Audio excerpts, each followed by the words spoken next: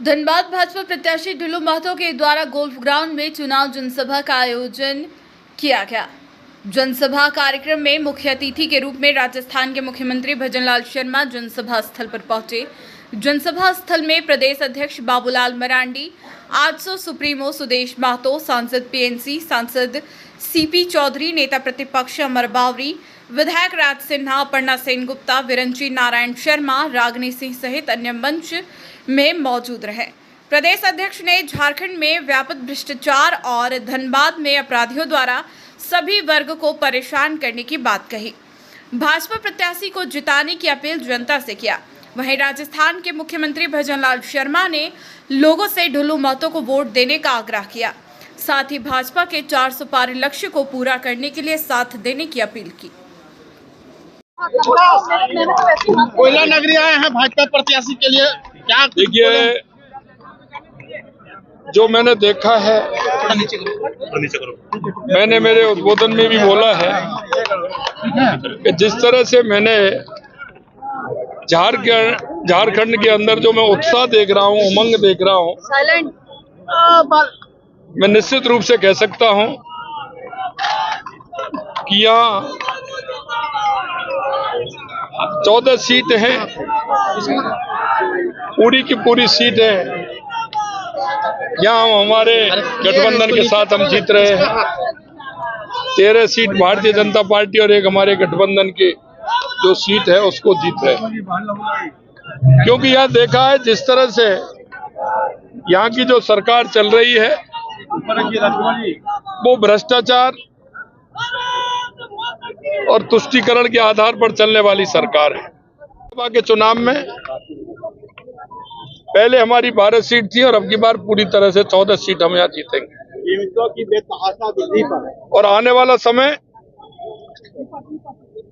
Bharatiya Janata party का है।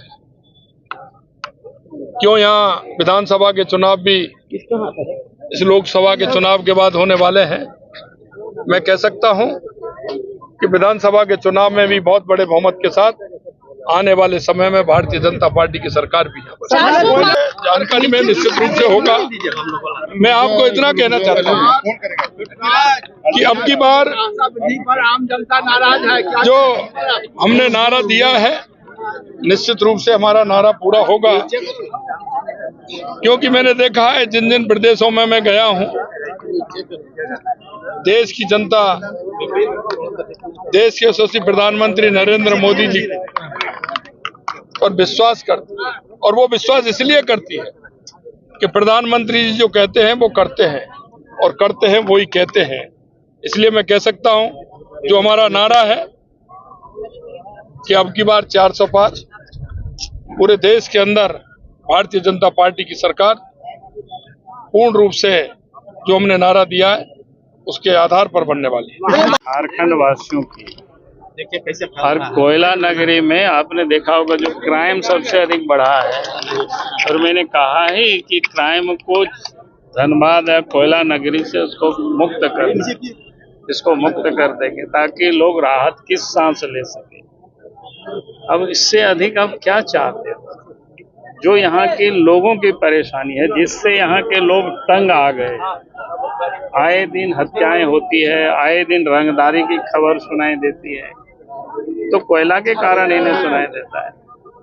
तो इसीलिए आपको ऐसा लगता है कि कुछ नहीं कहा गया, ऐसा नहीं है, सब कुछ कहा गया। थोड़ा उसको समझिए, उसका विश्लेषण करिए तो समझ में आ जाएगा।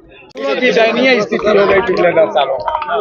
ये निश्चित रूप से ये एक व्यवसायी क्षेत्र है और झारखंड का आर्थिक नगरी भी है और ये भारत के राजस्व का एक बड़ा हिस्सा है। और जब भारत के राजस्व का हिस्सा या कुल उत्पादन पर बात करेंगे तो बिना मजदूर के बात किए आगे आप कर नहीं सकते। और एक सबसे बड़ा वोटर क्षेत्र भी उन्हीं का है। निश्चित रूप से जिस रूप से खाद्य फैक्ट्री के रूप में पुनर्जीवित करने का कार्यक्रम चला है, जिस रूप से IIT का गठन यहाँ पर हुआ है, उसी तरह से आने वाले समय में जो इस क्षेत्र में जो ऊर्जा देश को देने वाला ये क्षेत्र मजदूर की भी चिंता करेगा और उसके हित में निर्णय आएंगे। ऐतिहासिक जीत दर्ज होगा। उसके साथ साथ पूरे झारखंड में 14 का 14 सीट एनडीए के खाते में जाएगा और मोदी जी के खाते में। सर, कोई भी व्यक्ति मंच से कोयला मजदूरों के लिए बात नहीं किया। कोयला का नगरी है और कोयला हमारा यहाँ का मूल आधार भी है। निश्चित तौर पर यहाँ पर मजदूरों के हक के लिए, हकूक के लिए हमेशा ढुल्लू महतो जी लड़ाई लड़े हैं। आगे भी उनका हक हम लोग दिलाने का बसंत सोरेन कल बोले ढुल्लू महतो के बारे में, इनके जिस तरीके की छवि है, आप इनको जो है नाराज कर रहे हैं, बाकी लोग को चोर बोल रहे हैं। बसंत सोरेन अपना छवि देखे, जो उनका भाई खुद जेल में है जमीन घोटाला में, और खुद पत्थर घोटाला आने वाले समय में बसंत सोरेन भी रहेंगे। दादा गिरिडीह में, दादा आप गिरिडीह में जो है दूसरी बार, मैं यही कह रहा हूँ कि दूसरी बार मोदी जी ने मुझे नेतृत्व करने का अवसर दिया है, तो आप समझ सकते हैं पिछला रिकॉर्ड भी टूटेगा और अधिक से अधिक वोट से हम लोग जीतेंगे और झारखंड का 14 लोकसभा सीट हम। दादा, कल्पना सोरेन के गिरिडीह में जाने से कितना फर्क पड़ेगा आपके? उससे कोई फर्क नहीं पड़ेगा। जो परिवार तो भरी है वहाँ, जो परिवार के लोग जो अपने परिवारवाद रहते हैं, वैसे लोगों से कोई फर्क नहीं पड़ेगा। आम जनता का नेतृत्व है, आम जनता जो कहेगा उसके आधार पर हमारा पार्टी जीत पाएगी वो, क्योंकि उस समय बताएगा। निश्चित तौर पर वो हार होगा। और परिवारवाद जो है, जो कल्पना सोरेन बोल रही है, अपने क्या बोलिएगा उसको, अपना काम करने का भोग रहा है लोग, इसलिए वैसे लोगों का बोलने का जो बोलना है बोलो, लेकिन उसका कोई प्रभाव नहीं पड़ेगा। की धरती से और त्याग की मूर्ति पन्ना नाय की धरती से, और जिन्होंने पर्यावरण की खातिर अपने आप को और अपनी बेटियों को बलिदान कर दिया, ऐसी अमृता देवी की धरती से भगवान बिरसा मुंडा की धरती पर मैं आया हूं। सबसे पहले तो मैं आप सभी को प्रणाम करता हूं, नमन करता हूं, आपका अभिनंदन करता हूं। जय जय श्री राम। सबसे पहले तो मैं का क्या होने वाला है, मेरी इस मां भारती का क्या होने वाला है, ऐसा लगने लग गया था। लोगों को प्रजातंत्र से विश्वास उठने लग गया था। वो ऐसे असहाय हो गए थे कि कुछ कह नहीं पाते थे। चुने हुए प्रधानमंत्री की तो बोलते ही नहीं थे। ऐसा लगता था कि पता नहीं सरकार कहां से चल रही है। लेकिन मैं आपसे कहना चाहता हूं, 2014 के बाद देश के अंदर आपने परिवर्तन देखा है। और वो भी भ्रष्टाचार ऐसे होते थे कि उनको गिना नहीं जाता था। अखबार के अंदर अगर पहले पृष्ठ पर खबर होती थी तो भ्रष्टाचार की होती थी, अगर दूसरी खबर होती थी तो वो आतंकवाद की होती थी। देश के अंदर किसी भी शहर में, किसी भीड़ वाले इलाके में आतंकी आते थे, आतंकवाद करके चले जाते थे, कहीं बम फोड़ करके चले जाते थे, तो कहीं ना कहीं किसी सैनिक का सिर काट करके सीमा पर ले जाते थे।